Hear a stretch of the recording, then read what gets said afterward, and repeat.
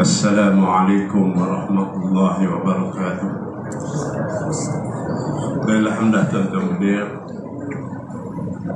kita hari ini telah menjalankan program Maudur Rasul, yang mana aktiviti ini kita menjalankan tiap-tiap tahun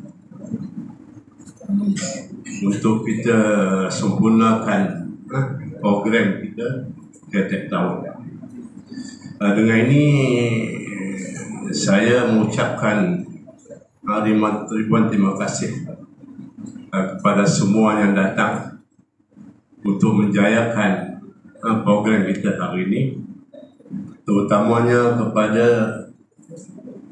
penceramah kita yang tak asing lagi, iaitu Ustaz Rusli bin Osman, dan digelarkan dengan Tok Ayah.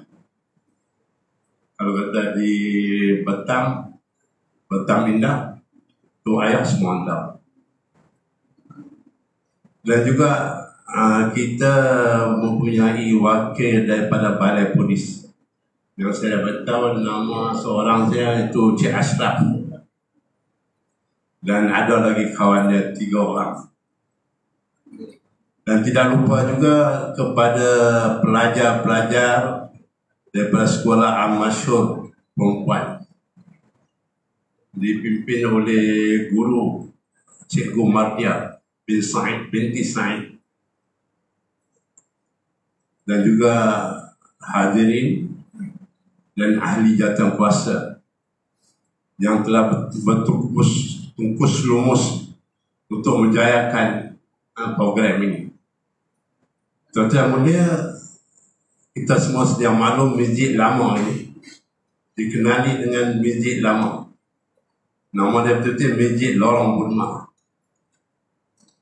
Masjid ini telah lama, lebih kurang 200 tahun, mungkin lebih.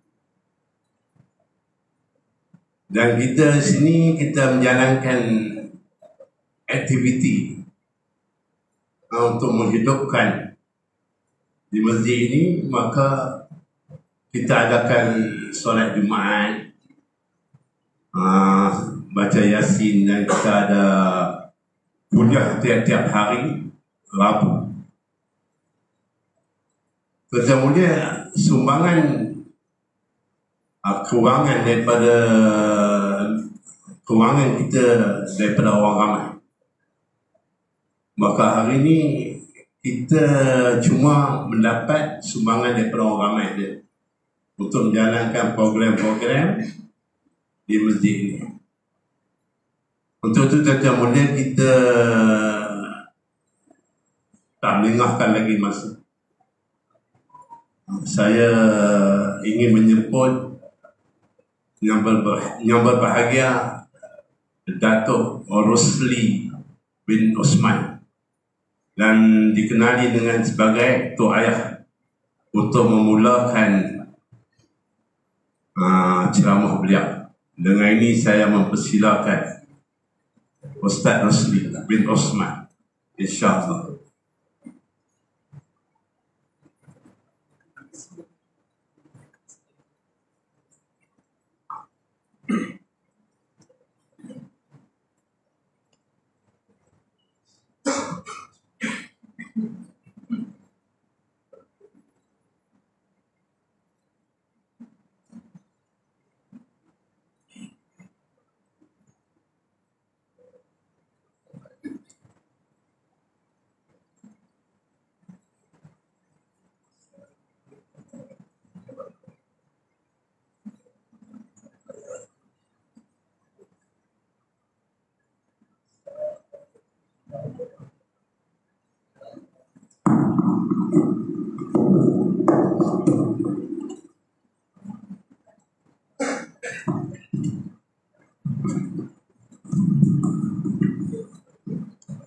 Assalamualaikum warahmatullahi wabarakatuh.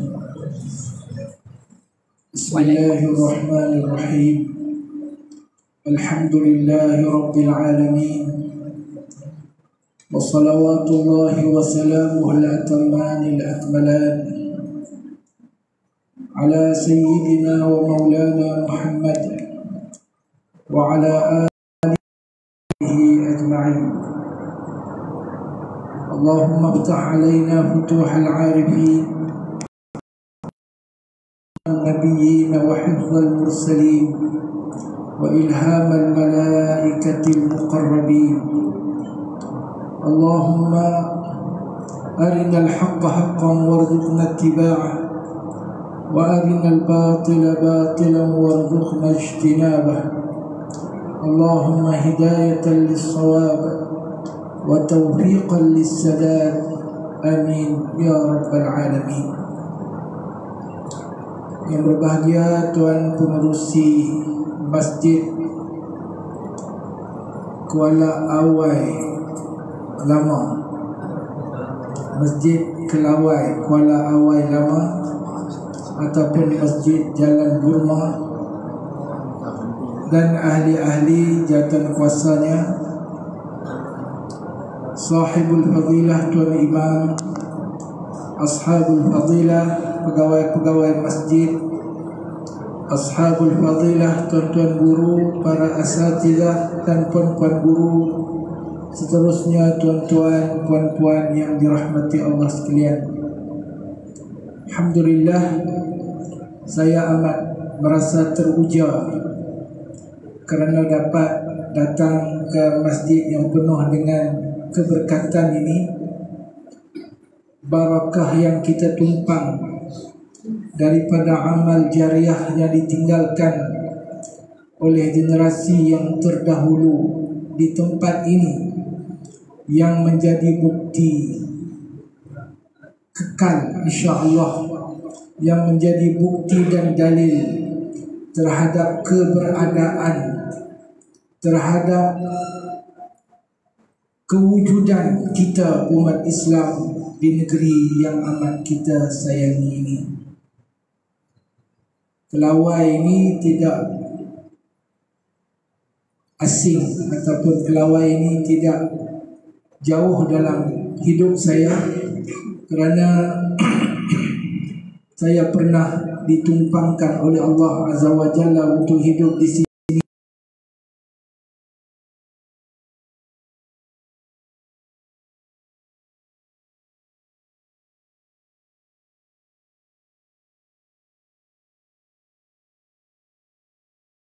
Nusantara, kemudian masuk Ishkam Kot.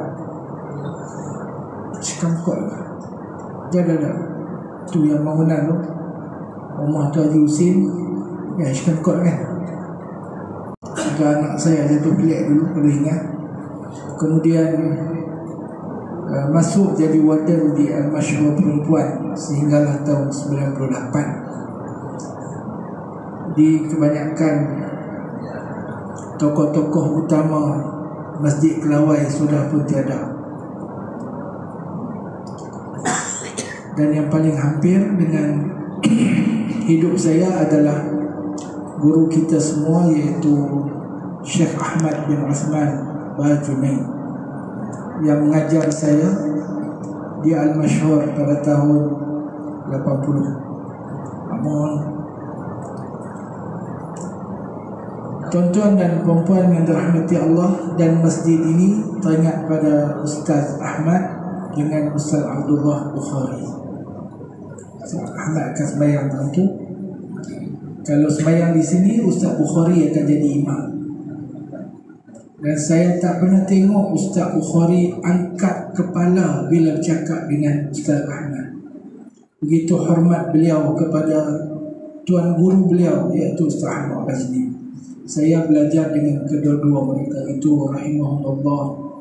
Dan kalau ada kesudian daripada tuan-tuan, sama-sama kita bacakan suratul Fatihah, mohon barakah daripada Allah, dan kita hadiahkan pahalanya kepada ibu bapa kita dan semua guru-guru kita, dan khususnya kepada dua tokoh besar ini.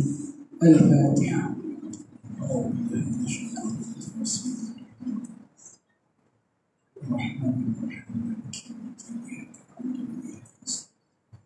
اهدنا الصراط المستقيم صراط الذين أنعمت عليهم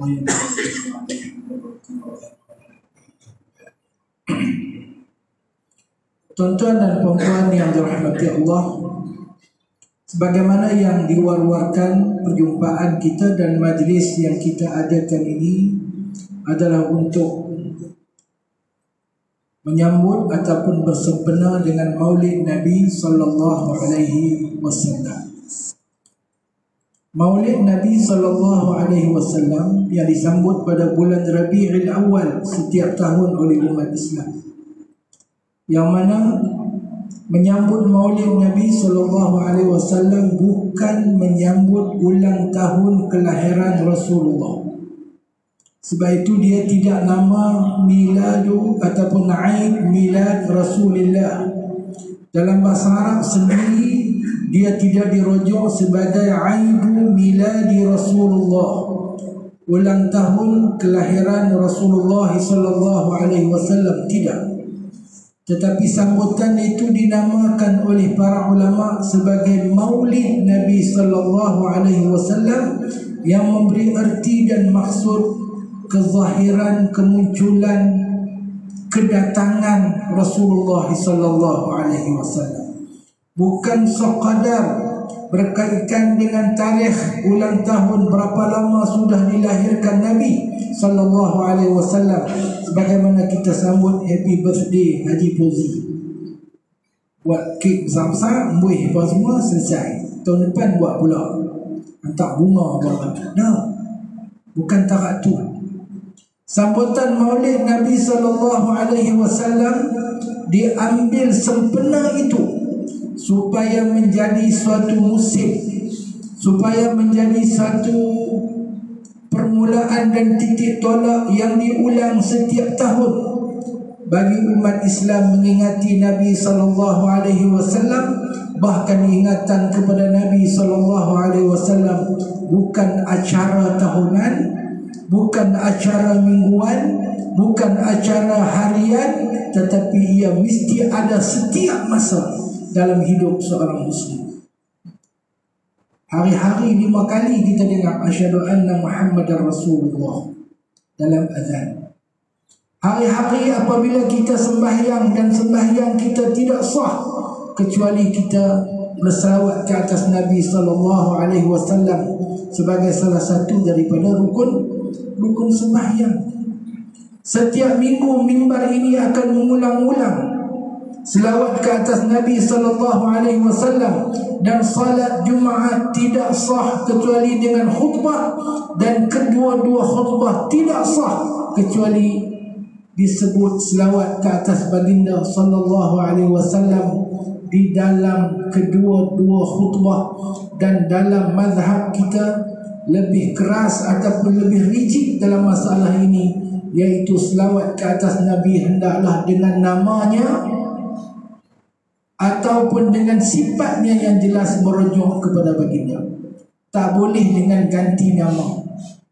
Kalau tu imam baca khutbah, dia kata asyhadu an la ilaha illallah wa asyhadu anna Muhammadan abduhu wa rasuluh, Allahumma salli wa sallim wa barik alaihi. Dia guna ganti nama. Tak sah khutbah. Mazhab Syafi'i tak sah khutbah. Dia kena Allahumma salli ala Muhammad, nama dia, salah satu nama dia Ahmad. Allahumma salli ala Nabiyir Rahmah, Allahumma salli ala Rasulil Ummah, ataupun mana-mana sifat yang merujuk kepada baginda. Allahumma salli ala al-mab'us rahmatan lil alamin. Ya Allah, selawat salamu ke atas manusia yang diutus sebagai rahmat bagi seluruh alam ini. Itu besarnya sebutan baginda sallallahu alaihi wasallam dalam hidup kita. Ini menunjukkan Rasulullah sallallahu alaihi wasallam hendaklah berada dalam hati, dalam jiwa, dalam pemikiran kita, dalam amalan kita setiap masa dan setiap ketika.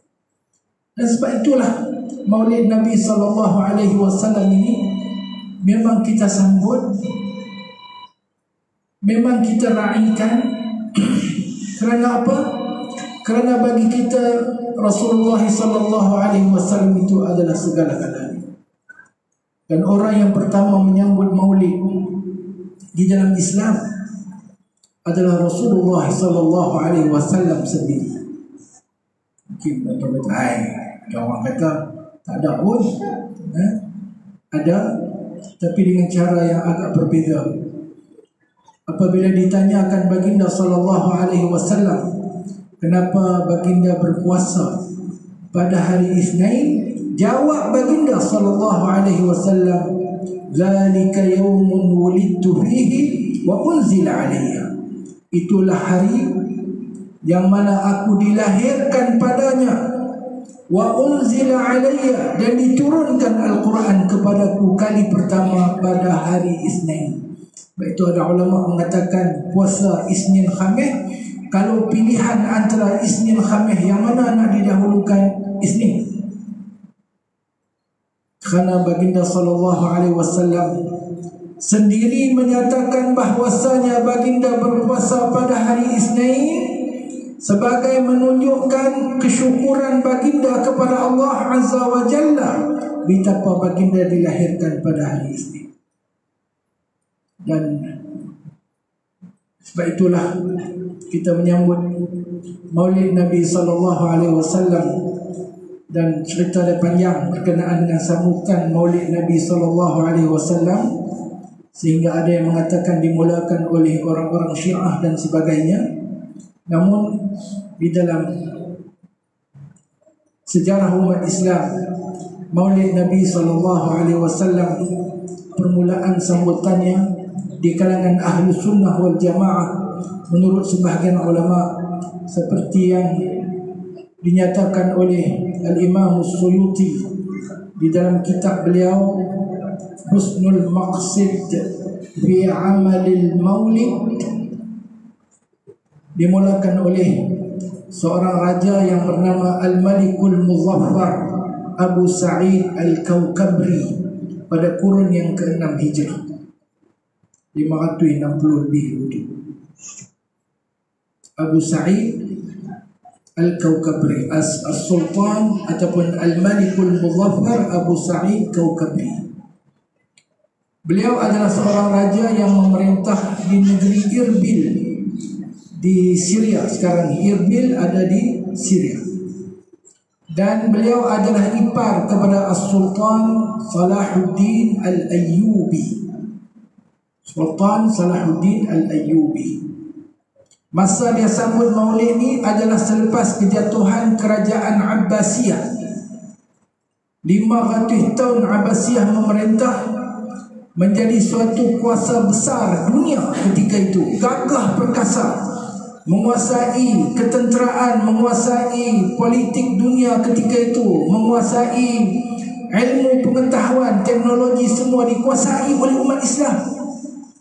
Tiba-tiba apabila umat Islam leka dengan kemajuan yang mereka miliki, apabila umat Islam alpa dengan tanggungjawab besar mereka, maka mereka dihukum oleh Allah Azza wa Jalla dengan tersungkur kerajaan yang begitu besar kepada orang-orang Tatar, orang-orang Mongol yang buta huruf. Kita panjang tuan-tuan. Al-Maqrizi menceritakan bagaimana orang Mongol bila serang negeri itu, mereka jumpa satu perpustakaan yang besar yang dibina oleh As-Sultan ataupun Khalifah Harun al-Rashid, Darul Hikmah. Buku banyak, buku dulu bukan cetak, buku tulis tangan. Kulit dia kulit binatang betul. Bahkan buku-buku tu ditulis di atas kulit-kulit binatang dan sebagainya. Teknologi kertas zaman itu, dia tak tahu nak buat apa. Akhirnya buku itu dijadikan jambatan. Buku itu ambil pun buat titik untuk menyeberangi sungai Furat dan Dijlah, Tigris dan Euphrates. Sehingga diriwayatkan air sungai menjadi hitam untuk tempoh berbulan-bulan. Umat Islam dibunuh sampai mayat separas pinggang rata-rata di jalan-jalan. Itu ketika Baghdad jatuh ketika itu. Orang ingat habis dah, dunia ni kiamat dah, tak ada apa dah. Raja pula dibunuh, khalifah yang terakhir dibunuh, dan pembunuhan itu berlaku kerana pengkhianatan yang dilakukan oleh seorang menteri yang bernama Nasiruddin Al-Alqami. Ulama kita kata jangan namakan dia dengan Nasiruddin Al-Alqami. Dia adalah Khaziluddin Al-Alqami. Bukan pembantu agama, beliau adalah orang yang mengkhianati agama. Khainuddin Al-Alqami, seorang menteri Syiah yang menyimpan dendam kesumat kepada umat Islam, akhirnya berpakat dengan Mongol. Dia lebih kurang cerita Sang Raguna Tapa kita lah. Adalah benda-benda yang berlaku, tapi jadilah macam tu. Akhirnya umat Islam jatuh. Saya tak mampu nak cerita panjang dalam masa yang diberikan. Tetapi apabila umat Islam jatuh, umat Islam tidak berdiam diri. Ini suatu yang amat menghairankan. Ketika Mongol menguasai, mereka memaksa umat Islam ketika itu untuk tunduk kepada undang-undang dan peraturan mereka daripada undang-undang. Kalau tak silap, Al-Makhrizi kata undang-undang itu dinamakan Yasar. Tetapi umat Islam tidak berdiam diri. Mereka berusaha untuk apa? Mereka berusaha untuk mengembalikan kekuasaan Islam ketika itu. Sehinggalah alim ulama berjihad, berdakwah. Akhirnya Allah Azza wa Jalla membuka hati raja-raja Tatar ini untuk menerima agama Islam. Dan akhirnya mereka menjadi pejuang-pejuang Islam yang menyebarkan agama Islam dan meluaskan empayar Islam di benua kecil India, Mongol. Ini satu titik yang amat menarik. Bangsa yang menjajah mengikut agama ataupun menganut agama patah balik menurut agama bangsa yang dijajah. Berbalik kepada tokoh kita ini, Abu Sa'id Al-Kaukabri. Beliau orang yang mengembalikan ingatan kepada Rasulullah sallallahu alaihi wasallam, mengadakan majlis Maulid Nabi sallallahu alaihi wasallam, dan keluarga beliau ini adalah keluarga yang berjasa besar kepada Islam. Keluarga beliau, keluarga yang berjasa besar kepada beliau, Salahuddin Al-Ayyubi, semua kita kenal, Saladin. Kemudian sebelum daripada mereka, Pak menakan mereka ada seorang namanya Nuruddin Az-Zanki. Tuan-tuan boleh tanya Google pun dia boleh cerita satu-satu Nuruddin Az-Zanki ni siapa dia. Dan beliaulah orang yang mengorak langkah kepada kemenangan Islam sehinggalah berjaya membebaskan Baitul Maqdis. Tapi oleh kerana hak bagi menang tu Salahuddin Al-Ayyubi, orang sebut Salahuddin lah, hak belakang-belakang yang buat kerja apa semua daripada awal ni, antara tokoh besarnya adalah Nuruddin Az-Zanki. Sultan Abu Sa'id Muzaffar Kaukabri ini, dalam maulid yang dibuat oleh baginda, beliau memerintahkan ataupun beliau menyuruh para alim ulama menulis berkenaan dengan sirah baginda sallallahu alaihi wasallam. Sebab itu maulid ni akan dihidangkan dengan kisah ataupun dengan sejarah hidup dan sejarah perjuangan Nabi kita Muhammad sallallahu alaihi wasallam. Bukan seronok-seronok buat kek makan cuk-cuk lilin dah. Dihidangkan dengan pengenalan kepada Rasulullah sallallahu alaihi wasallam, sifat-sifat Rasulullah sallallahu alaihi wasallam, syama'il Rasulullah sallallahu alaihi wasallam, kelebihan Rasulullah sallallahu alaihi wasallam, untuk menjadi contoh tauladan yang kita ikuti dalam kehidupan kita. Pada tahun Maulid disambut oleh Al-Kaukabri ini, seorang ulama daripada Morocco, daripada Maghribi, yang bernama Ibnu Dihyah, telah menulis sebuah kitab berkenaan dengan kelahiran Nabi sallallahu alaihi wasallam, Maulid Nabi sallallahu alaihi wasallam, dan kitab itu dijodohkan dengan at-tanwir fi maulidil basyirin nadhir. At-tanwir fi maulidil basyirin nadhir, yang mana sultan tersebut telah memberi hadiah kepada beliau, kalau saya tak silap ingat, lebih kurang 1,000 dinar. 1,000 dinar. 1 dinar 4.25 gram. 1,000 dinar lebih kurang 4 gram, 4,000 gram. Ada 2.25 pula, jadi 4,250 gram emas. Ingat tu, dinar tu, 1 dinar adalah 4.25 gram.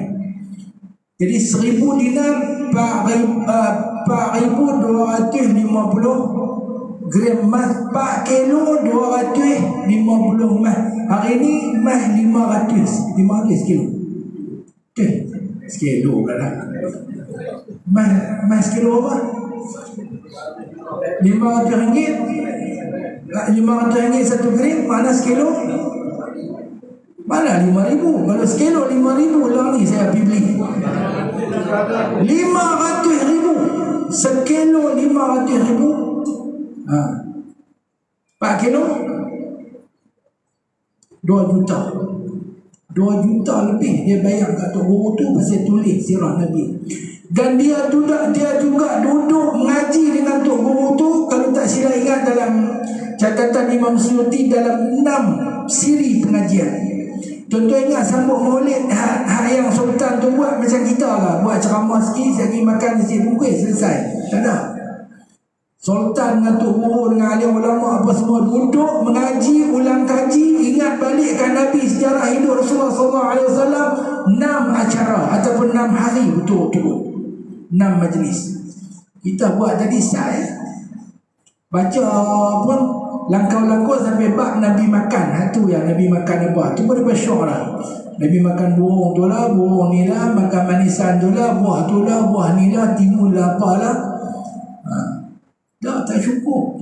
Kena mengaji, kena kenal, kena reti semua dengan Nabi SAW. Abu Sa'id Al-Kabri membelanjakan setahun 300,000 dinar. Kali sendiri 300,000 dinar untuk majlis maulid Nabi SAW, yang dia sendiri hadir. Dan acara tahunan itu akan bermula daripada waktu zuhur dan tamat dengan sembahyang subuh. Dia catat, Imam Suyuti catat berapa ribu ekor kambing, berapa ribu ekor ayam, berapa ribu talam kuih. Dan kalau tuan-tuan, saya tak ingat, tak larat nak apa lah tu, kita boleh bayang berapa ramai orang yang hadir majlis yang dibuat oleh Abu Sa'id Al-Kabri. Dia bukan sambut-sambut, seronok-seronok sikit-sikit saja. Tak, tapi memang fokus betul dan serius dengan Nabi SAW. InsyaAllah tahun depan kita mula lohong habis subuh, boleh? Boleh. Lepas tu tinggal berceramah dengan ahlul kubur saya. Ya. Saya tuan-tuan, perempuan yang dirahmati Allah, Abu Sa'id Al-Kabri ini adalah seorang yang benar-benar berjihad pada jalan Allah Azza wa Jalla. Beliau hidup sebagai orang yang amat sederhana. Saya habaq jumlah-jumlah duit dia buat keluar tu, nak habaq kat tuan-tuan bahawasanya sultan ni bukan orang kaleng-kaleng, bukan orang biasa-biasa, nama alak lebih-lebih kurang betul ya, dah. Tapi beliau, baginda adalah seorang raja yang kaya, raja yang berkuasa, raja yang kaya, tetapi hidupnya adalah hidup yang amat sederhana. Isteri beliau bernama Rabi'ah Khatun. Rabi'ah Khatun kakak kepada Salahuddin Al-Ayyubi. Yang Tanjung Khatun semua tu main dari sini lah kot, mana kita tahu. Tapi mereka ni bangsa Kurdi. Dia bangsa Kurdi kan. Salahuddin Ayyubi, Sultani, depan ni adalah bangsa Kurdi. Rabi'ah Khatun cerita suami dia pakai baju yang tak lebih harganya daripada 35 dirham. Ingat tu ya. Baju kain yang kasar-kasar 35 kali 5 dirham, tapi baju yang amat sederhana dengan kedudukan raja dia tu, dan makan roti yang kerah, yang kering. Tak makan roti yang hebat-hebat. Tak makanlah nasi biryani ke, tak makan Sulaiman ke, Sirajuddin ke, Rafiq ke, apa ke macam kita nak makan hari ni. Tak. Cik kanak pun ni tak ada. Tak. Bila ditanya oleh isteri beliau pasal apa tak pakai elok-elok, pasal apa tak makan elok-elok, kita orang senang. Biasa orang perempuan lah, kan? Orang perempuan lah. Kita orang senang kot. Takkan nak hidup lagu-lagu orang susah semua. Kita orang berada. Dia kata, macam mana dia nak pakai baju elok-elok, ada rakyat dia yang tidur kesejukan. Macam mana dia nak makan sedap-sedap, ada rakyat dia tak boleh tidur kerana makan tak cukup. Macam mana aku nak makan sedap-sedap, lebih baiklah aku pakai baju yang tak baik ini, aku makan dengan makanan yang sederhana ini, dan yang selebihnya aku sedekahkan kepada hamba rakyat aku. Dan beliau adalah antara orang yang terlibat dalam misi peperangan dengan tentera Salib dan gugur syahid di sebuah benteng pertahanan di bandar perlabuhan Akka. Akka ni ada di Palestin. Saya malah nak sebut nama Israel, dia Palestin. Dia sebenarnya adalah Palestin. Bandar pelabuhan tu masih ada nama Akka. Tuan-tuan tengok dalam Google Map ada Akka. Wallahil azim, tuan-tuan.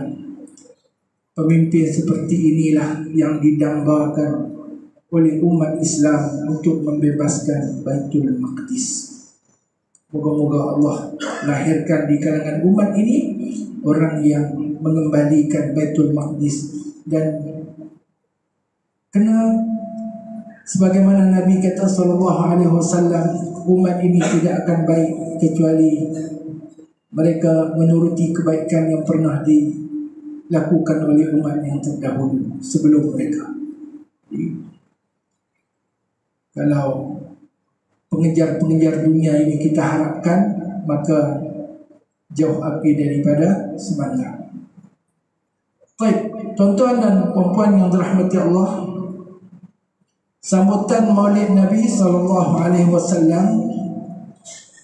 tak dapat tidak mengingatkan kita dengan peristiwa kelahiran baginda SAW yang penuh dengan keajaiban, yang penuh dengan keistimewaan yang dikhususkan oleh Allah Azza wa Jalla kepada Nabi kita Muhammad SAW. Rasulullah dilahirkan pada 20 April ataupun 22 April mengikut riwayat yang berbeza-beza, tahun 570 ataupun tahun 571 Masihi. Tarikh Arabnya adalah pada 12 Rabi'ul Awal atau 9 Rabi'ul Awal. 20 dengan 22, 9 dengan 12. Dan tahun itu di kalangan orang Arab dikenali sebagai tahun gajah. Dan peristiwa tahun gajah itu berlaku pada 570 atau 571. Moga-moga yang paling hampir adalah 571. Peristiwa tentera bergajah. Rasulullah dilahirkan, sebagai riwayat menyebut, 55 hari selepas Allah Azza wa Jalla memusnahkan tentera bergajah. Sebagaimana yang terakam di dalam Al-Quranul Karim, A'udzu billahi minasyaitonir rajim. Bismillahirrahmanirrahim. Alam tara kaifa fa'ala rabbuka bi ashabil fil. Alam yaj'al kaidahum fi tadlil. Wa arsala 'alaihim tayran ababil tarmihim bihijaratin min sijil faj'alahum ka'asfin ma'kul. Sadaqallahul azim. Semua kita hafaz dan semua kita tahu makna surah Fil. Surah itu pun namanya Suratul Fil. Surah yang menceritakan tentang tentera bergajah. Bagaimana Allah Azza wa Jalla memusnahkan tentera bergajah itu. Lokasi kejadian itu adalah di sebuah lembah. Di sebuah lembah antara Muzdalifah dengan Mina, yang dikenali sebagai Wadi Muhassir. Wadi Muhassir antara Mina dengan Muzdalifah. Rasulullah apabila daripada Muzdalifah nak ke Mina, lalu ke situ, sampai di situ Rasulullah suruh para sahabat jalan cepat-cepat. Jalan cepat-cepat kerana di situ tempat pernah diturunkan bala oleh Allah Azza wa Jalla. Zaman kita berhenti tentu cakap gambar. Yang simple lagi zaman kita, khemah Mina tu langgar sampai duduk dalam kawasan tu. Okey lah. Okey lah kan. Adalah tempat-tempat yang Nabi tak apa bagi pi, tak bagi minum air di situ. Tapi kali kita duk pi pula kan. Mana sebutlah kaum Samud lah dan sebagainya. Okey. Kemudian peristiwa ini berlaku dan menunjukkan kehebatan dan kebesaran Allah Azza wa Jalla, keagungan Allah Azza wa Jalla mengalahkan tentera Fil itu. Dan peristiwanya semua kita tahu. Bila Abraha nak serang tu, orang Quraisy buat apa? Adakah orang Quraisy bertahan, buat benteng pertahanan, panggil ramai-ramai, buat senjata ke apa-apa? Tak ada. Orang Quraisy semua pergi mana? Pergi naik bukit. Mereka mesyuarat naik bukit. Berkata Kaabah ni ada tuan dia jaga sendiri. Sehinggalah Abdul Muttalib, yang mana sebahagian daripada untanya dicuri ataupun dirampas oleh tentera Abraha. Ketika Abdul Muttalib datang bertemu dengan Abraha untuk meminta kembali unta-untanya, Abraha perasan Abdul Muttalib main nak bincang pasal Kaabah, pasal Abdul Muttalib ketua orang-orang Quraisy di Mekah. Dia tanya Abdul Muttalib, dia layan elok, dia kata main pasal apa? Dia kata aku nak minta unta aku balik. Nak minta unta no Kaabah. Dia kata Kaabah dia macam ni. Abdul Muttalib kata unta tu aku tuan dia, jadi aku kena jaga lah unta aku. Kaabah dia ada tuan dia jaga sendiri. Ada ulama mengatakan rahsia besar Nabi Muhammad dilahirkan pada tahun gajah itu untuk memberitahu orang-orang Quraisy, terutama dan manusia seluruhnya, kalau kamu tidak mampu untuk mempertahankan Rasulullah, Allah sendiri akan mempertahankan Rasulullah SAW. Kalau kamu tidak mahu bersama dengan ajaran Islam ini, Allah sendiri akan memenangkan ajaran Islam ini, walaupun bukan dengan kamu. Dengan kita duk pasang-pasang agama Islam ni, apa duk kuat ni pasal kita lah, tak. Agama Islam ni adalah milik Allah, dan Allah memberi petunjuk, dan Allah akan memberi kemenangan kepada siapa yang Dia kehendaki. Tuan-tuan, Abraha ni siapa dia? Abraha ni dikenali sebagai Abraha al-Ashram. Abraha yang repeh. Repeh apa? Repeh hidung dengan hidung dia, sebahagian hidung dia dengan muka dia, dengan mulut dia rebeh. Kenapa? Kena hirbah, kena tetap dengan hirbah. Hirbah ni tombak pendek. Dia ada tombak panjang, dia ada tombak pendek. Dalam senjata orang Arab nama dia hirbah, yang digunakan untuk menikam dengan dekat. Dia cerita bolehlah nak cerita dia daripada peristiwa Ashabul Ukhdud.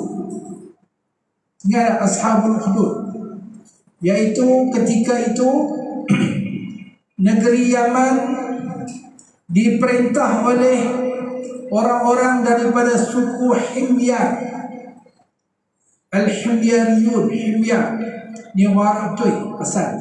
Orang-orang Himyar memerintah negeri Yaman dan pernah diperintah oleh seorang raja yang beragama Yahudi, namanya Yusuf ibn As'ar, kalau tak silap ingat, yang dikenali sebagai Zunuwas, orang ada jambui. Zunuwas makna orang ada jambui. Dan beliau telah melakukan kekejaman kepada orang-orang yang beriman daripada kalangan orang-orang yang mengikut ajaran Nabi Isa alaihissalam, sehingga berlaku peristiwa yang disebut sebagai peristiwa Al-Ukhdud, dan dirakam di dalam Al-Quranul Karim. Qutila ashabul ukhdud an-nari dhatil waqud wa hum ala ma yaf'aluna bil mu'minina syuhud, yaitu orang-orang yang beriman ini telah dibunuh dengan kejam, dan dinyalakan api di dalam Ukhdud. Ukhdud ini adalah parit-parit yang dinyalakan api di dalamnya dan dibakar mereka itu hidup-hidup. Dan ada Ghulam Ashabul Ukhdud. Cerita yang tu lagi panjang lah pula. Ghulam Ashabul Ukhdud, Nabi sendiri cerita tu dalam hadis yang sahih. Yang akhirnya dia terbunuh. Dia ni yang dibelah oleh raja untuk menjadi ahli sihir. Kerana raja yang beragama Yahudi itu dia beramal dengan sihir.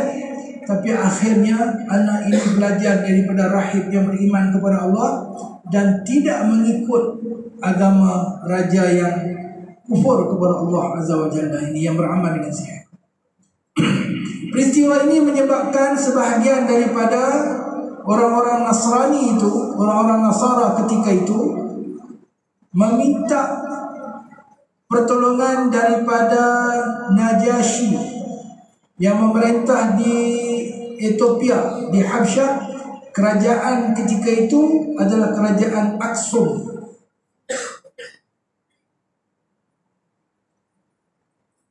Nama Najasyi itu saya tak ingat. Najasyi ini nama jawatan, untuk ingat Najasyi, Fir'aun, Sultan, Raja, Kaisar, Kisra, ni nama jawatan. Yang ni nama jawatan, bukan nama orang.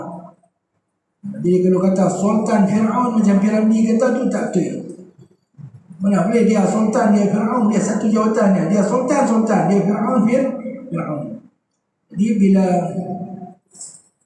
bila diminta bantuan, Raja Aksum ni minta izin daripada Kaisar dulu.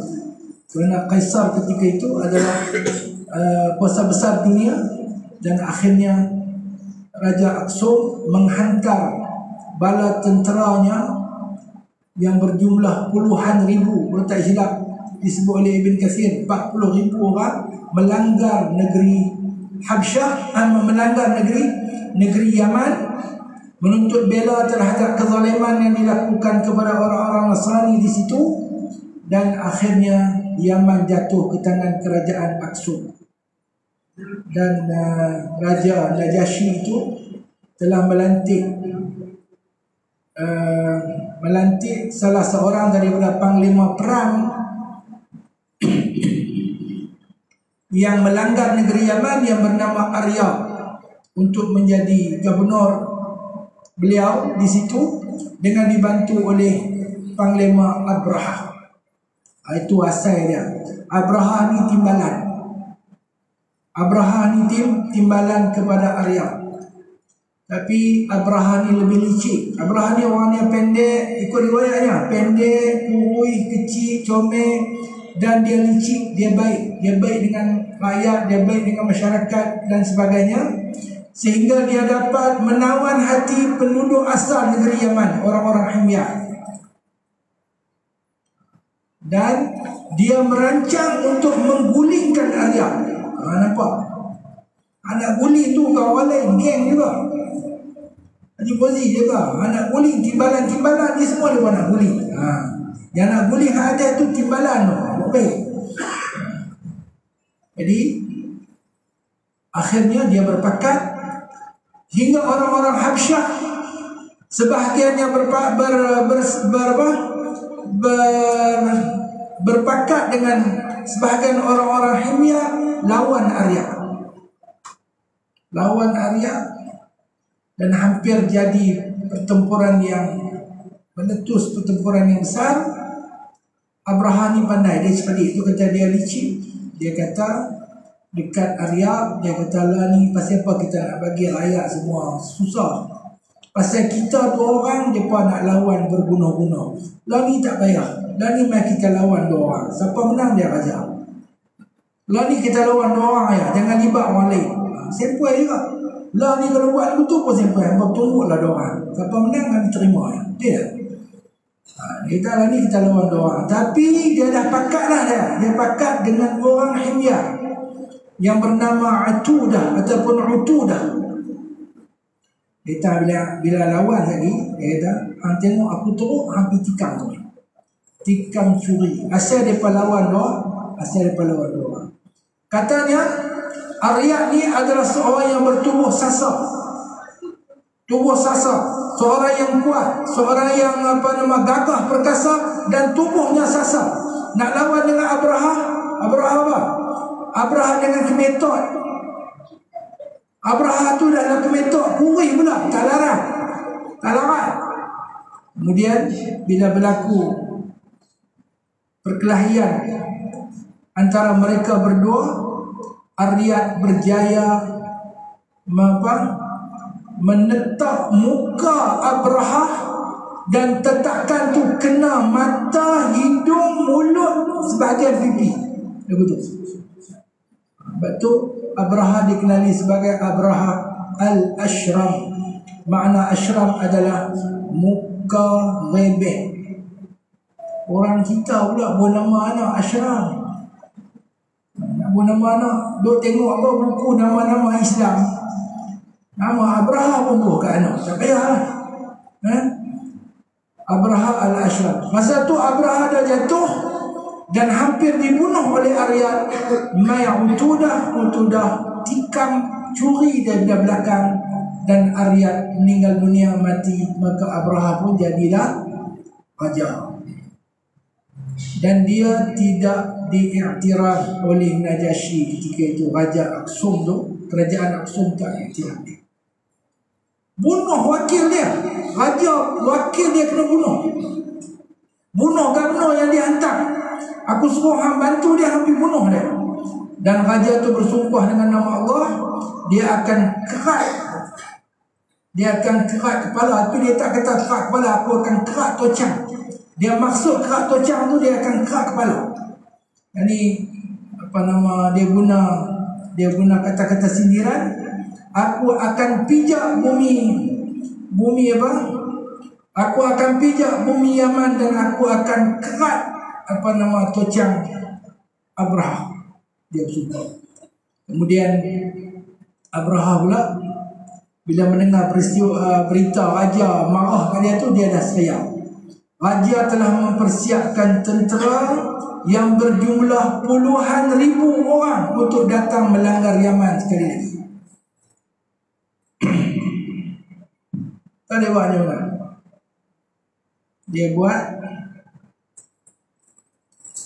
Dia hantar pergi ke raja satu bekas daripada bumi Yaman. Tanah Yaman tu dia hantar pergi. Dia hantar pergi ke raja, tocang dia, rambut dia cukup, dia buat sebekas hantar pergi. Kemudian dia hantar bersama dengan tu hadiah-hadiah yang berharga. kepada raja. Dia nak apa?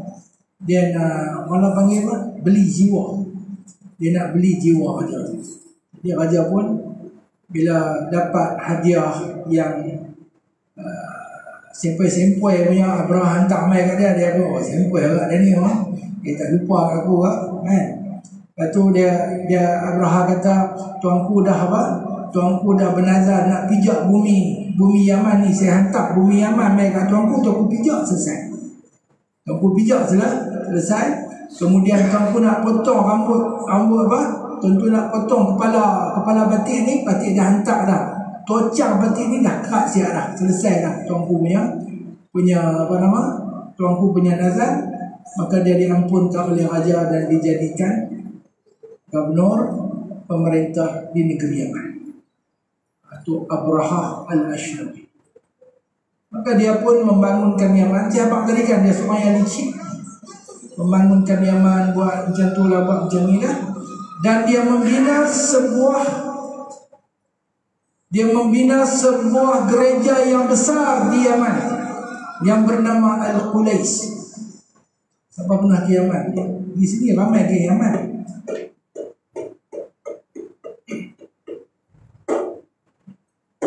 Tuan-tuan nak azan dulu kan? Terus. Bukan lepas suruh azan dulu. Apa?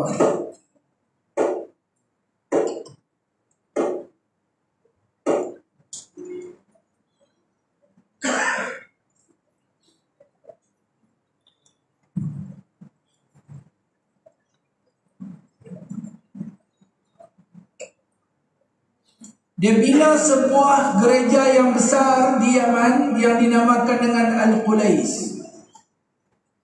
Dan beliau mengharapkan pembinaan gereja yang besar ini akan menarik perhatian penduduk tanah Arab, dan mereka beralih tumpuan daripada Kaabah pergi ke Qulais.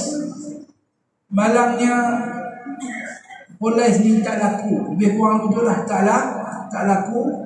Marketing dia tak baik ke apa-apa, maka tak dapat sambutan daripada kalangan umat manusia ketika itu. Dan celah-celah tu ada juga, ada sebagai riwayat, benar atau tidak Allah malam. Ada orang pergi buat leceh pula, dia pergi buang air besar, dia pergi qada hajat dalam Qulais. Ini satu penghinaan besar bagi Abraha, dan akhirnya beliau menganggap Kaabah sebagai saingan yang mesti di write off-kan daripada muka bumi ini. Nak bagi Qulais maju, nak bagi gereja yang dia buat ni maju, Kaabah kena tutup. Kaabah kena tutup. Maka dia pun mempersiapkan tentera, yang mana dalam tentera itu terdapat anggota tentera yang menaiki kenderaan ataupun yang menaiki binatang tunggangan, antaranya adalah gajah. Itulah kali pertama orang Arab melihat gajah dilibatkan dalam peperangan. Gajah yang didatangkan daripada Afrika. Jalanlah mereka pergi ke Makkah Al-Mukarramah dengan niat dan tujuan untuk meruntuhkan Kaabah. Ada beberapa misi ketenteraan yang berlaku di tengah jalan untuk menyekat kemarahan tentera Abraha ini, tetapi gagal, dan ada di antaranya akhirnya bukan menyekat tentera Abraha tetapi berpaling tanda dan bersama dengan tentera Abraha. Siapa tadi kan? Abraha orang yang otak dia licik. Dia dah lawan dia jadi geng dia. Sini sampai ke Mekah, dan mereka berkhemah ataupun mereka mengambil penempatan di Wadi Muhassin. Dan berlakulah apa yang berlaku. Orang Quraisy, bagaimana yang saya sebut tadi, mengambil keputusan untuk membiarkan Kaabah dipertahankan oleh Allah Azza wa Jalla, dan mereka hanya mempertahankan nyawa dan harta benda mereka sahaja. Bagaimana Abdul Muttalib menyatakan dengan jelas, amma ana Amman naqatu, dia kata amman naqah wa ana rabbuha. Adapun unta-unta itu aku tuannya. Aku tuan unta. Wa ammal Ka'bah, adapun Ka'bah laha rabbuha yahmiha. Dia ada tuan dia dan tuan dia akan mempertahankannya. Jadi bab unta hang syarat dengan aku. Bab Ka'bah hang deal dengan apa? Deal dengan tuan dia, dengan Allah. Dan ketika itu apabila serangan kepada Kaabah nak dilakukan, asalnya dia nak rantai Kaabah, nak tarik dengan apa? Dengan unta, dengan gajah. Nak rantai Kaabah, nak tarik dengan gajah. Tapi tidak berjaya. Jangan jangan lupa, sebelum kiamat berlaku, Kaabah akan diruntuhkan dengan cangkul oleh seorang lelaki daripada Habsyah yang mempunyai 2 kaki yang kecil sahaja. Semoga kita tak terlibatlah ketika berlaku perkara itu. Ketika tentera Abraha nak menyerang Kaabah itu, nak serbu masuk ke kota Mekah daripada tempat perkhemahan mereka, gajah-gajah ni semua tak mau pergi. Gajah tak mau berjalan. Gajah tak mau bangkit pun dia duduk. Bila dia kalih muka dia untuk balik ke Yaman, gajah tu bangkit, bingkah nak lari. Ini sudah menunjukkan betapa kuasa Allah Azza wa Jalla digeruni oleh semua makhluk, dan makhluk selain manusia ini beriman kepada Allah Azza wa Jalla. Dan ketika itu Allah Azza wa Jalla menghantar burung ababil. Burung ababil yang katanya sekecil burung pipit, yang melontar tentera itu dengan batu-batu yang panas daripada Sijil, daripada neraka Sijil. Tayran ababil tarmihim bihijaratin min Sijil, yang membalik ataupun melontar tentera itu dengan batu-batu kecil yang panas. Tarmihim bihijaratin min Sijil. Kemudian faja'alahum ka'asfin ma'kul. Tentera itu semua hancur lebok macam daun-daun yang dimakan oleh ulat. Macam daun-daun yang dimakan oleh ulat. Daging bertabuk-bertabuk. Dan cebisan ataupun lontaran itu juga terkena kepada si Abraha ini, dan beliau bingkas bangun balik ke negeri Yaman dalam keadaan daging dia duk bertabuk-bertabuk berjalan. Luruh daging-daging, dan dia hanya mati apabila sampai di Yaman. Dia hanya mati apabila sampai di Yaman. Ini tuan-tuan dapat lihat, Allah Azza wa Jalla menyatakan kehebatan dan kebesaran Allah untuk menjadi renungan, untuk menjadi tilikan, untuk menjadi kajian bagi orang yang mempunyai akal fikiran, bahawa Allah Maha berkuasa untuk melakukan segala-galanya. Allah Maha berkuasa untuk melakukan segala-galanya. Kalau kita tidak mahu mempertahankan agama Allah, Allah sendiri pasti akan mempertahankan agamanya. Walillahi junudus samawati wal ardh. Dan milik Allah tentera langit dan bumi. Milik Allah tentera langit dan bumi. Jangan kita anggap tentera itu hanya pada senjata dan manusia sahaja. Milik Allah tentera langit dan bumi. Angin, cuaca, ribut, taufan, semuanya adalah tentera-tentera Allah Azza wa Jalla. Baik. Kemudian Nabi SAW dilahirkan pada tahun gajah ini, yang mengingatkan kepada kita tentang peristiwa kemusnahan tentera Abraha. Rasulullah dilahirkan dalam keadaan yatim. Falamma balagha min hamlihi syahran ala masyhuril aqwali al-marwiyah tuwfiya bil Madinati abuhu Abdullah, ayahanda baginda Abdullah telah meninggal dunia di Yathrib, yaitu di Madinah Al-Munawwarah, ketika mana baginda berusia 2 bulan di dalam perut ibu. Kandungan baru 2 bulan, bapa Nabi SAW meninggal dunia. Maka lahirlah baginda SAW dalam keadaan yatim. Tak piatu lagi, dalam keadaan yatim. Dan ketika mana kelahiran baginda SAW berlaku beberapa irhasat, peristiwa-peristiwa yang amat istimewa, amat ganjil, yang menunjukkan kehebatan dan kenabian Nabi Muhammad SAW. Antaranya api yang disembah oleh orang-orang Majusi, api yang disembah oleh orang-orang Majusi untuk tempoh yang begitu lama, ratusan tahun, padam. Api itu padam.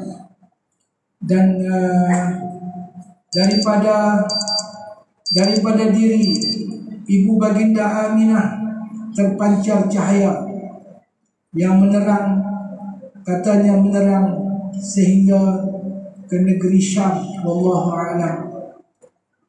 Dan dikatakan baginda SAW dilahirkan dalam keadaan kepalanya rafi'ar ra'si, terdongak ke atas. Dan ada riwayat menyebut baginda SAW dilahirkan makhtub, dalam keadaan sudah dikhatankan. Dan apabila dilahirkan, diambil anak itu oleh Abdul Muttalib, tuannya, dan dibawa tawaf di keliling Kaabah. Dan ada riwayat mengatakan ketika tawaf itu Abdul Muttalib membacakan beberapa bait syair. Antaranya itulah yang jadi nasyid lagi. Shalla alaika Allahu ya Adnani, sampai habis lah, panjang lah. Itu di antara bait syair yang dibaca oleh Abdul Muttalib. Dan Abdul Muttalib menamakan anak yang dilahirkan itu sebagai Muhammad. Ilham daripada Allah, ketentuan Allah Azza wa Jalla bahawa anak ini akan dinamakan dengan nama Muhammad. Dan nama Muhammad inilah yang tertulis, nama Muhammad inilah yang disebut di dalam kitab-kitab yang terdahulu bahawa itu adalah Nabi akhir zaman. Orang tanya Abdul Muttalib, buah nama Muhammad ni pasal apa? Pasal Arab dia suka ulang nama Tok Wan. Nama Tok Wan, nama Tok Nek ulang balik. Nama Tok Wan, nama Tok Nek ulang balik. Ni tak ada Tok Nenek mana pun tak ada nama Muhammad. Dia kata tidak, kerana anak ini dinamakan dengan Muhammad kerana satuhmadu uqbahu. Muhammad yang amat terpuji kerana dia akan terpuji. Ujungnya dia akan terpuji. Jadi orang marah macam mana akan Nabi pun kata dia terpuji. Dia nak kata Nabi mohon, kan? Dia panggil ya Muhammad, wahai Muhammad, anta kadzdzab, hang ni pemohong. Tapi panggil Nabi ya Muhammad. Memanggil Rasulullah dengan ya Muhammad, tapi hang tak percaya, hang mohonglah, kan? Ada orang Arab Quraisy, ada orang Arab Bedui main jumpa Nabi, dia kata bi'sal ashir, bi'sa akhul ashirati anta ya Muhammad. Pula dah. Bi'sa akhul ashirah, maknanya seburuk-buruk adik-beradik ni hanglah, wahai Muhammad, wahai yang terpuji. Pula kutuk Nabi, kutuk ni sekutuk-kutuknya, tapi panggil Nabi ya Muhammad. Ini di antara kelebihan Nabi Muhammad SAW. Muhammad dan Ahmad. Di langit baginda dikenali sebagai Ahmad. Ada dua nama Nabi, Muhammad dengan Ahmad. Muhammad maknanya orang yang amat terpuji. Terpuji. Dalam bahasa Arab, terpuji ini disebut sebagai Mahmud. Mahmud. Ketelampauan dipuji disebut sebagai Muhammad. Jadi Rasulullah adalah namanya Muhammad, dan Muhammad itu merujuk kepada al-mubalaghatu fil mahmudiyah, yaitu ketelampauan, kehebatan, keagungan nama Nabi Muhammad SAW itu pada beliau sebagai orang yang amat-amat dipuji. Itu Muhammad. Apa makna Ahmad? Ahmad mana seorang yang amat-amat memuji, yaitu al-mubalaghatu fil hamidiyah. Al-mubalaghatu fil hamidiyah, pemuji dalam bahasa Arab disebut sebagai hamid. Ada orang nama Hamid kan? Hamid itu artinya orang yang senantiasa memuji Allah. Alhamdulillah, orang yang senantiasa memuji Allah. Hamid. Ahmad, orang yang amat-amat memuji Allah. Jadi Muhammad, keterlampauan Rasulullah pada baginda dipuji. Ahmad adalah keterlampauan Rasulullah sallallahu alaihi wasallam pada sifat memuji Allah azza wa jalla. Ini Nabi kita Muhammad sallallahu alaihi wasallam. Kemudian tuan-tuan, boleh lagi? Saya tak larat apa? Di posisi larat ya. Dia tak hati lah nak cerita bagi menarik. Ini cerita dia betul. Nak menyanyi Hindustan lagi je lah, masjid pula kan. Kemudian Nabi Muhammad ni sallallahu alaihi wasallam dihantar oleh keluarga baginda untuk diasuh oleh seorang pengasuh yang bernama Halimah As-Sa'diyah di sebuah perkampungan di Bani Sa'ad, dekat-dekat dengan Shumaishi, dan dekat-dekat dengan Hudaybiyah. Tuan-tuan dah pergi buat umrah, pergi duduk niat di Hudaybiyah tu, ada dalam sikit lagi tu, di situ katanya perkampungan Halimah tu As-Sa'diyah. Lebih kurang 30-40 kilo daripada kota Mekah. Nabi ni ada dua orang yang menyusukan baginda yang disebut sebagai ibu susu. Yang pertama namanya Suwaibah. Dan Suwaibah ni adalah hamba kepada Abu Talib. Bila Rasulullah dilahirkan dan disusukan oleh Suwaibah, dan bila Abu Talib pula silap, Abu Lahab. Bila Suwaibah dilahirkan dan berita kelahiran Rasulullah sampai kepada Abu Lahab, pak menakan dia. Abu Lahab ni, tuan-tuan, apa makna Abu Lahab? Lahab tu maknanya orang yang segak. Bapak segak Abu Lahab ni. Bapak segak. Sempoi punya. Tampan. Kacak. Kulit dia putih kemerah-merahan. Pak menakan Nabi. Nabi pun kulit putih kemerah-merahan. Dan wajahnya begitu tampan dan kacak. Dia adalah bapa saudara Nabi SAW. Dan anak dia 2 orang. Kahwin dengan 2 orang anak Nabi SAW. Pak menakan sekali. Tok Bisan pun sekali. Itu yang kata Abu Lahab. Dia seronok Nabi dilahirkan. Dia seronok Suwaibah menusukan Nabi SAW. Dibebaskan Suwaibah. Dan dia menyembelih unta, diberi makan kepada semua orang Mekah. Buat kenuri kerana Nabi beranak. Buat kenuri kerana Nabi dilahirkan. Itu ada orang kata betul-betulnya yang mula-mula buat kenuri maulid ni siapa ya? Abu Lahab. Jadi jangan maulid kita buat malam ni sama dengan maulid Abu Lahab. Durjana orang maulid, tak mahu. Kalau nak buat maulid betul, buat macam maulid Sultan saya sebut tadi, Abu Sa'id Al-Kawkab Al-Kawkabri. Abu Lahab jamu orang makan, seronok kerana Nabi dilahirkan sallallahu alaihi wasallam. Bukan tak baik dengan Nabi, baik. Anak dia kahwin dengan anak Nabi, Nabi nak menakan dia, dan dia adalah tok bisan kepada Nabi sallallahu alaihi wasallam. Tapi apabila Allah Azza wa Jalla memerintahkan Rasulullah untuk menyampaikan risalah Islam, kan Nabi bukan nak kacau otak mereka pun. Nabi bukan minta projek, Nabi bukan tuntut besaka, tak ada. Nabi tak minta apa pun. Nabi nak mereka beriman dengan Allah Azza wa Jalla dan doa elok, sembah Tuhan yang satu, sembah Tuhan yang esa, tidak mensyirikkan Allah Azza wa Jalla, tak makan riba, tak menindas orang, tidak menzalimi orang perempuan, tidak memperhambakan orang. Dia oleh kerana kepentingan peribadi dia, kepentingan harta benda keduniaan, kekayaan dia tak pakat dengan keluarga dia pun. Tuan-tuan tahu, keluarga Rasulullah SAW, Bani Hashim, Bani Abdul Muttalib, sebahagian mereka tidak beriman, tetapi tetap mempertahankan nyawa dan keselamatan Rasulullah SAW atas dasar kekeluargaan.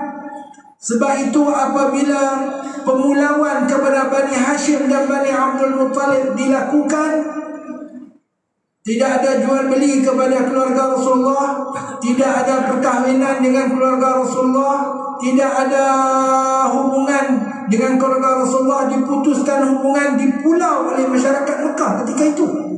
Ingatlah peristiwa pemulawan. Tapi Abu Lahab tak dipulau. Pasal apa Abu Lahab tak dipulau? Pasal dia masuk geng. Pasal dia masuk geng sama-sama dengan musuh-musuh besar Rasulullah SAW. Abu Talib tak beriman, tapi terlibat dengan pemulawan. Cerita tu panjang lah, cerita pemulawan. Tapi nak habaq kata Abu Lahab ni macam mana durjananya Abu Lahab, walaupun pada peringkat awal beliau adalah seorang yang baik dengan Rasulullah SAW, dan kedurjanaannya itu kerana apa? Kerana kepentingan keduniaan yang dia nak pertahankan. Biarlah buat begitulah, beginilah. Di antaranya yang saya ingat, apabila Rasulullah SAW berdakwah kepada orang-orang yang datang melakukan ibadat haji, sekhemah Nabi pergi berdakwah, masuk ke khemah berdakwah, masuk ke khemah berdakwah, masuk ke khemah berdakwah. Nabi pergi berdakwah ni memang jumpa orang, ajak kepada Islam. Bukan Nabi berdakwah macam saya ni, main naik kereta, dia bagi tidur hotel pula, makan pun sempoi, dah tak macam ni. Kita berdakwah pula duduk satu ekor punya, sampai cemuih dengan ceramah, boleh cemuih gitu kan. Pasal apa? Pasal sejuk lebih. Tidak, Nabi tak macam tu. Nabi pergi sekhemah. Kalau tuan-tuan tengok dakwah Rasulullah SAW, ya Allah, macam mana Nabi kena punggai batu dengan orang Taif.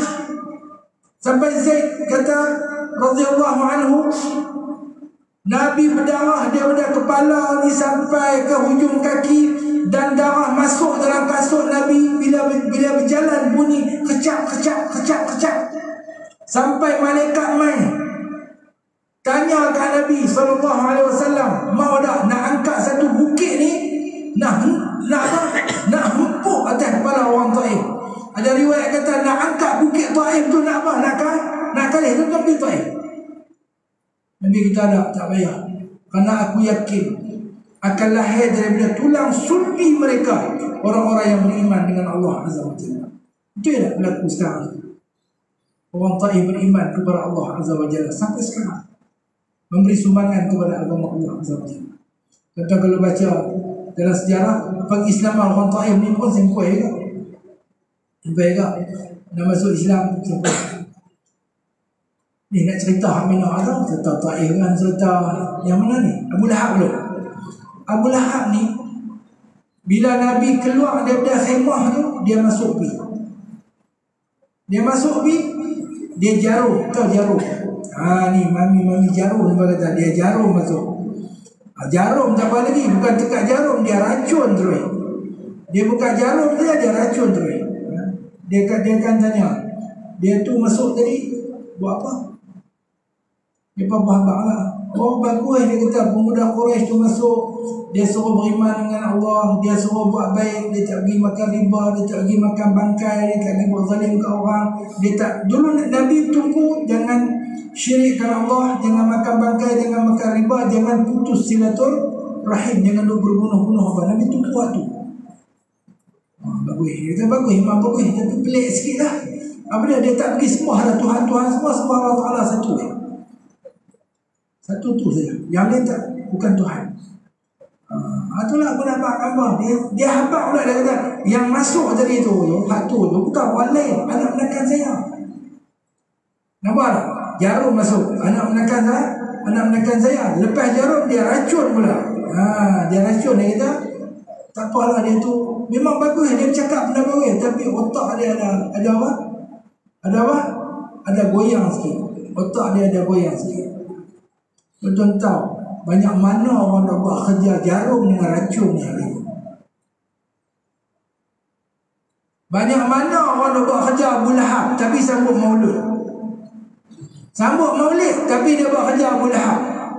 Duk racun, duk jarum. Kemudian bukan dia seorang saja, dengan bini-bini dia sama. Perempuan pula duk pergi racun dengan jarum, lagi sempoi punya duk main. Pergi jarum betul, pergi jarum ni. Sampailah buat tahana-tahana dekat Nabi, hidup bubuh bubuh duri-duri, bubuh kaca-kaca lah zaman kita ni, bubuh duri-duri, paku kaca-kaca, nak halang Nabi daripada pergi masjid, nak halang daripada dakwah Nabi SAW. Walaupun Abu Lahab ni sambut maulid, tapi dia mati kufur kepada Allah Azza wa Jalla. Ada riwayat menyebut dia mati sebelum perang, kerana dia meletakkan racun pada pedang yang nak digunakan dalam perang lawan dengan Nabi SAW, tapi dia terhiris tangan dia. Bila terhiris tangan dia jadi buruk, akhirnya dia mati. Itu Abu Lahab. Sehingga Allah menurunkan satu surah lengkap yang akan dibaca oleh umat Islam sampai bila? Sampai kiamat. Sampai tak ada orang kata Allah atas muka bumi ni. Kerana sebelum kiamat semua orang Islam akan dimatikan oleh Allah Azza wa Jalla. Sampai kiamat akan dibaca surah itu, dan surah itu nama surah Abu Lahab. Bismillahirrahmanirrahim. Tabbat yada abi lahab, tabbat yada abi lahabin wa tabb. Tabbat muannas, ada ta marbutuh. Tabbat yada, dua tangan Abu Lahab. Dua tangan tu muannas. Anggota manusia yang berpasang-pasang muannas dalam bahasa Arab. Itu digunakan tabbat. Tabbat yada abi lahab, celakalah dua tangan Abu Lahab. Artinya usaha yang dilakukan oleh Abu Lahab dilaknat oleh Allah Azza wa Jalla. Watabba itu maknanya dan dia sendiri pun laknat. Orang kata lahanat, orang Tanjung kata laknat, ada naik sikit belakang. Ni satu laknat ni ada main. Celakalah dua tangan Abu Lahab, celakalah segala usaha yang dilakukan oleh Abu Lahab untuk lawan dakwah Nabi SAW. Watabba, dan dia sendiri pun satu celaka punya doa. Tabba, sebab tu dia tak kata tabat, dia kata tabba. Tabba, dia qalqalah tu qalqalah akbar, surah kubra akbar, lagi besar punya doa. Dia kalau baca tabbat yada abi lahabin wa tab, tak cukup. Tabbat yada abi lahabin wa tab, tak cukup. Yang tu yang mula saya sebut tu qalqalah surah, hak kedua qalqalah kubra, dia akbar. Akbar kena bagi pukainya. Tabbat yada abi lahabin wa tabb. Kerana atas batu ada sabdu, ada syaddah bahasa Arabnya. Melayu kata ada sabdu. Kalau cakap bahasa kita, celakalah usaha Abu Lahab, dan dia pun satu celaka dia. Celaka dia. Ma aghna anhu maluhu wa ma kasab. Tidak mampu untuk membantu dia. Tak ada faedah. Maluhu, betul benda yang dia duk jaga sangat sampai tak mau terima dakwah ni. Duk jaga, duk kepung sangat. Lama mana nak makan? 70 tahun mati lah. 80 tahun mati lah. 100 tahun pun lepas 100 tahun mati lah. Dah mati lah. Dia ma'agna anhu maluhu wa ma kasab. Kita pun kena ingat, duk bertahan sangat apa kedudukan ke, atau benda ke, dunia yang kita ada ke, lama mana nak makan.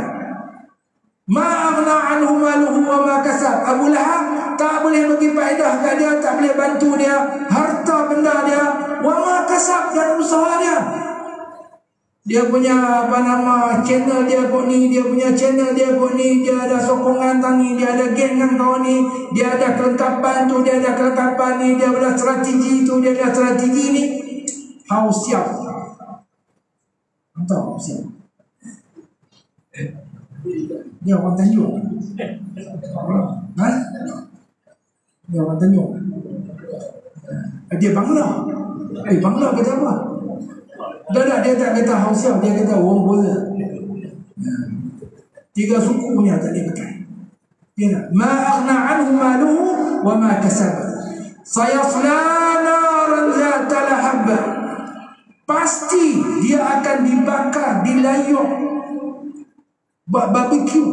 Yasla naran, dalam api zata lahab, yang menyala-nyala. Dulu dia sempoi gunung, dia segak gunung, orang panggil Abu Lahab gunung. Muka merah macam api yang macam lahap api yang membakar. Lah ni dia kena bakar lah api tu. Segak, kaya, cerdik, tapi tak guna untuk agama Allah Ta'ala, tak pakai. Jadi Abu Lahab segak, kaya, cerdik, sambut maulid lagi, tapi tak tolong dakwah. Jadi macam Abu Lahab. Saya selanaran zata lahab. Sampai lagi wa mra'atuhu, pembantu pribadi dia. Setiap sahabat pribadi. Apa? Betul. Isteri memang siapa sulit, memang cukup sulit. Kan? Awak isteri yang buat semua tak sulit ya? Oh sulit. Dia satu dunia yang amat sukar untuk dipahami. Jangan marah macam-macam lawak ya. Baik. Setiap usaha sulit dia. Wa mra'atuhu, istrinya hammalatal hatab, yang duk pikul, angkat kayu-kayu, duri-duri, kayu-kayu tajam apa, bubuh tengah-tengah jalan nak halang Nabi SAW. Fi jidiha, pada tengkuknya, hablum min masad, akan dipakaikan dengan rantai daripada api neraka. Allahu Akbar. Ni Abu Lahab. Turun ayat. Tapi satu yang menarik, mengikut riwayat yang kuat, bahawasanya Abu Lahab akan dikurangkan azabnya dalam neraka setiap hari Isnin. Tiap-tiap hari Isnin Allah ringankan azab dia. Kerana apa? Kerana gembira dia dengan kelahiran Nabi SAW. Ada riwayat mengatakan diringankan azab tu dengan dikeluarkan setitis air daripada jari kelingking dia dalam neraka. Tapi buat apa? Duduk dalam neraka. Ini pun kalaulah Abu Lahab yang tak beriman tu diberi ganjaran, kita kata diberi apa? Diberi balasan yang baik sikit, kerana keseronokan dia ataupun kegembiraan dia dengan Nabi Muhammad SAW. Bagaimana pula orang-orang yang berbangga, berasa bertuah, berasa gembira membesarkan, mengagungkan Nabi SAW dalam keadaan dia beriman dengan Allah Azza wa Jalla. Moga-moga tuan-tuan apa yang kita buat ni menyebabkan kita layak untuk mendapat yang lebih besar, lebih baik, yang terbesarnya syafaat Nabi SAW di akhirat. Nah, ini Nabi Muhammad SAW, tanda kasih, tanda sayang kita kepada Nabi SAW. Tuan-tuan, penting benda ni kerana ada seorang sahabat tengah Nabi mengajar ramai-ramai dengan para sahabat. Ada seorang Badawi orang kampung Arabi, dia mai kat Nabi. Orang kampung ni kalau dia mai tu dia tanya autorih, dia tak ada apa, dia tak ada protokol apa semua lah. Dia tanya autorih, dia tanya Nabi, bila kiamat? Mata sa'ah ya Rasulullah, bila kiamat? Kemudian Nabi jawab kat dia, Nabi kata kat dia, "Fama a'adatta laha." Kamu tanya berkenaan dengan kiamat, aku nak tanya kamu balik. Bak kiamat ni bukan bila berlaku. Tuan-tuan jangan duk risau bila berlaku kiamat. Tak. Ni kiamat ni nak berlaku ni, keluar tanda ni lah, yang ni lah. Macam-macam lah kita dulu. Quran terbang lah, Quran hilang lah. Buka Quran apa, tidak cerita. Ni Quran tu dia kata apa? Macam tu lah, macam ni lah, yang tanda tu lah, tanda ni. Tak nafikan ada tanda, tapi yang paling besar kiamat memang hampir. Dan Nabi ajak kita bila fikir pasal kiamat, kita kena fikir bama a'adattalah, apa yang kamu persiapkan diri kamu untuk menghadapi kiamat. Kemudian kata sahabat ni, dia kata, "Ya Rasulullah, wahai Rasulullah, ma a'adattu laha min kathiri salatin wala sawmin wala sadaqah." Aku ni tak mampu, aku orang yang lemah. Aku tak mampu untuk mempersiapkan bagi menghadapi kiamat. Banyak sembahyang, banyak puasa, banyak sedekah. Tak mampu.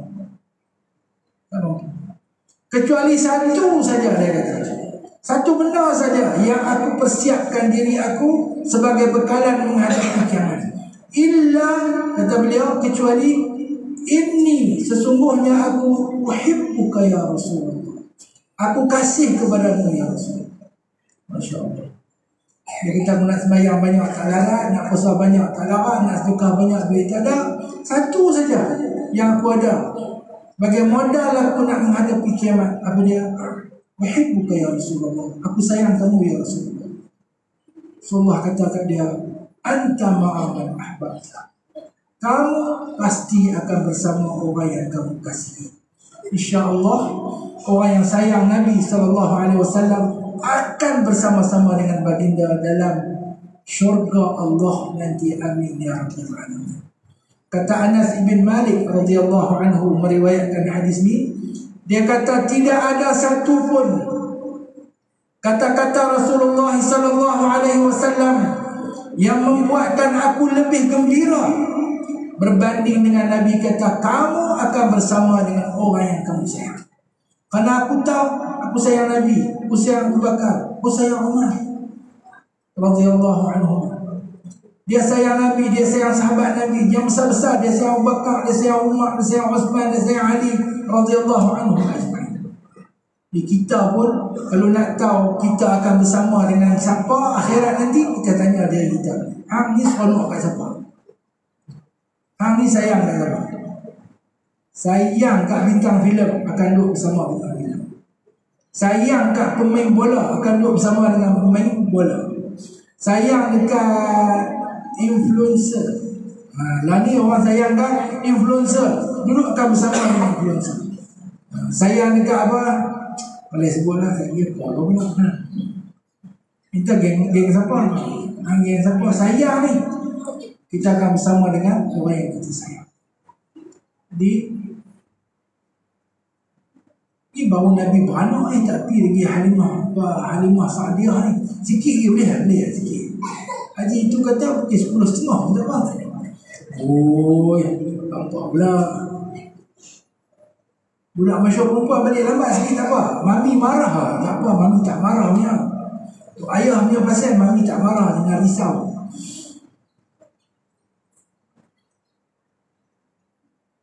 Sikit ya. Ni cerita Halimah nak dapat Nabi pun cukup menarik, tapi panjanglah sikit, tak payahlah yang tu. Yang sikitnya satu saja. Apa hikmah Nabi tidak dibesarkan di Mekah? Tapi umur berapa Nabi duduk dengan Halimah? 9 ke 7. Sampai satu umur yang agak matang baru Nabi dikembalikan ke Mekah Al-Mukarramah. Tuan-tuan kena tahu, Mekah masa itu adalah satu bandar yang maju. Dalam semenanjung tanah haram ni, Mekah adalah pusat perniagaan. Pusat perniagaan tuan-tuan boleh tahu lah, pilih mana pak ke mana pak. Kita ada jenis penampak, macam-macam ada. Orang berniaga lah, orang tua lah, pelacuran lah, hiburan lah. Masa tu pun ada. Di Mekah masa tu ada pelacuran, ada hiburan, ada kegiatan-kegiatan yang tidak bermoral. Kita sebut sebagai tempat yang berlakunya kebejahatan sosial yang amat teruk. Masa tu Mekah masa tu. Orang perempuan boleh tidur dengan ramai-ramai orang. Lepas tu bila beranak, dia boleh panggil balik. Lepas tu dia kata, yang ni anak hang. Dia tengok, dia kata, ni muka jadi pozi. Dia kata, ni anak pozi. Betul kan? Boleh betul kan? Kemudian kita pula Mereka pula bila tengok anak tak handsome, anak kemerih-kemerih, talarat, boleh hantar bini pula pergi tidur dengan siapa-siapa, nak pergi dapat anak yang kacak, yang tampan, yang badan kuat dan sebagainya. Boleh. Lepas tu jadi pelik. Mak hitam, pak hitam, anak putih melepak. Mak putih melepak, ayah putih melepak, anak hitam melegam. Pasal apa? Boleh kahwin twin, apa nama? Ada cerita lah, banyak lah. Tuan-tuan baca sendiri macam mana keadaan Mekah pada ketika itu. Tawaf telanjang. Tawaf tu dalam keadaan telanjang. Tempoh ya, tawaf telanjang. Nabi Allah Ta'ala angkat duduk di perkampungan Bani Sa'ad. Nombor 1 untuk mendapat udara yang bersih. Udara bersih. Nombor 2 untuk mendapat persekitaran yang membantu perkembangan yang baik. Bantu perkembangan yang baik. Bukan duduk dengan dengar orang duk mencarut, dengan orang duk maki orang, dengan orang duk maki hamun orang, dengan duk cakap lebih kurang, duk tengok benda tak elok. Tak.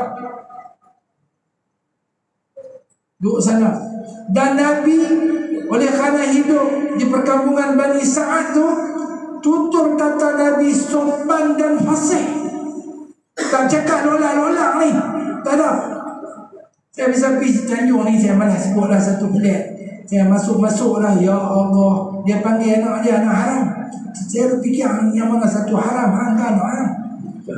Dia kata, di mana anak haram tu, pergi mana haram, mai sini. Siapa yang haram? Hang kan anak haram. Nampak? Cakap tak elok. Tak boleh. Nak bagi anak jadi elok, nak bagi anak jadi elok, persekitaran dia kena elok. Cakap kena elok. Cakap kena elok. Cakap lebih kurang anak tu pun out. Jangan duk kerling nampak atas tu. Dia kata 9.5, 11 Jadi tuan-tuan, nak bagi anak-anak kita elok, kena dibesarkan dalam persekitaran yang elok. Ibn Khaldun kata, al-insan walidul bi'ah. Manusia ni adalah anak environment yang dia dibesarkan dalam environment tersebut. Itu di antara hikmah kenapa Nabi SAW tidak dibesarkan peringkat awalnya di Makkah Al-Mukarramah sampai dia ada mature sikit, baru dikembalikan kepada keluarganya dan hidup sebagai seorang yang bakal menjadi Nabi dan Rasul ketika itu. Jadi tuan-tuan, puan-puan yang dirahmati Allah, mamu ni pun dah tengok jam 2-3 kali ya. Jadi saya pun adalah bukan banyak apa isi itu bercampur-campur ada dalam otak ni. banyak benda juga kalau nak dikongsikan berkaitan dengan Nabi SAW. Jadi patut-patut kita pun kena macam raja tadilah, 6 hari main mengaji bab Nabi saja. Ataupun sekurang-kurangnya daripada lohok sampai bila? Daripada lohok sampai subuh kita duduk mengaji bab Nabi SAW. Yang penting kita tak seronok dengan cerita saja, tak seronok dengan ceramah saja, tak sedap makan saja. Kita kena timbang-timbang diri kita, apakah kita nak jadi, sama ada kita nak turut jejak langkah Abu Lahab tadi ni, ataupun kita nak mengikut jejak langkah yang ditinggalkan oleh Rasulullah SAW dan dituruti oleh para salafus salih dan para pejuang-pejuang Islam dalam menegakkan agama Allah Azza wa Jalla. Moga-moga Allah bagi kekuatan kepada kita untuk mengenali yang benar itu benar, dan Allah bagi kekuatan untuk kita menjadi orang yang menuruti kebenaran. Allah memberi petunjuk kepada kita untuk melihat yang batil itu batil, dan Allah bagi kekuatan kepada kita untuk menolak kebatilan tersebut. Semoga Allah menyelamatkan umat ini dan Allah membebaskan bumi-bumi umat Islam yang terjajah, terutamanya bumi Palestin, Masjidil Aqsa, bumi Gaza yang hari ini semua orang tengok dalam keadaan amat menyedihkan. Dan kita mohon Allah memberi hidayah dan petunjuk kepada seluruh manusia untuk kembali. Tak jadi Islam pun Allah tak bagi hidayah mereka jadi Islam, tapi Allah bagi hidayah mereka jadi manusia pun sudah cukup untuk mereka menginsafi apa yang berlaku di bumi Palestin pada hari ini. Amin ya rabbal alamin. Wa sallallahu wa sallam wa baraka ala sayyidina Muhammad wa ala alihi wa sahbihi ajma'in. Subhana rabbika rabbil izzati amma yasifun wa salamun ala al-mursalin walhamdulillahi rabbil alamin. Wassalamualaikum warahmatullahi wabarakatuh.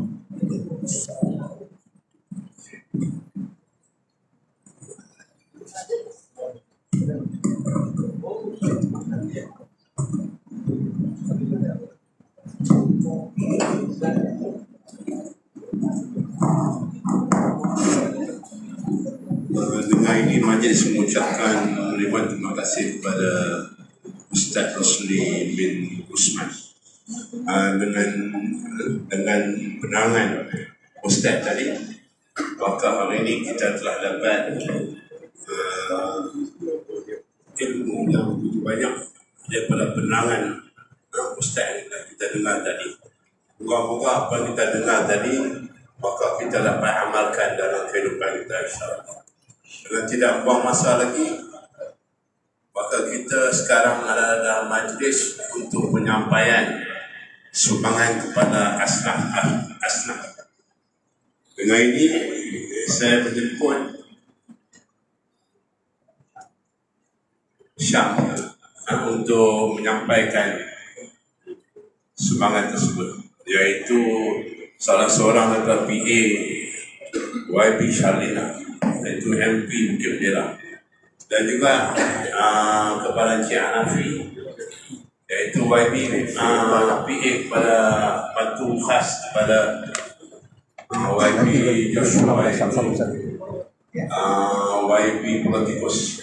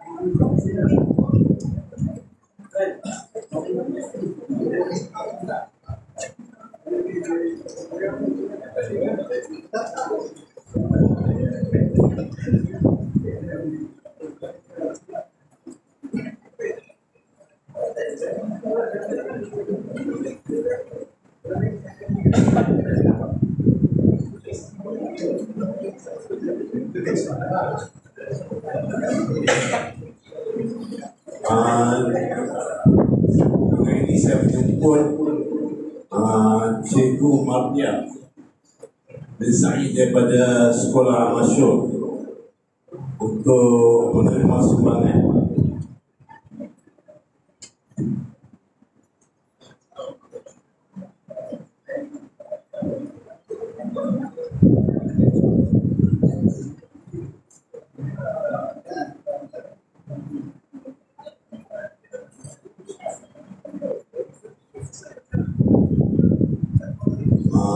Saya mengucapkan terima kasih kepada semua yang hadir, dan setiap hari lepas semayang kita boleh makan secara bungkus. Sekali terima kasih. Assalamualaikum warahmatullahi wabarakatuh. Dan kita akan semayang sekarang. Bila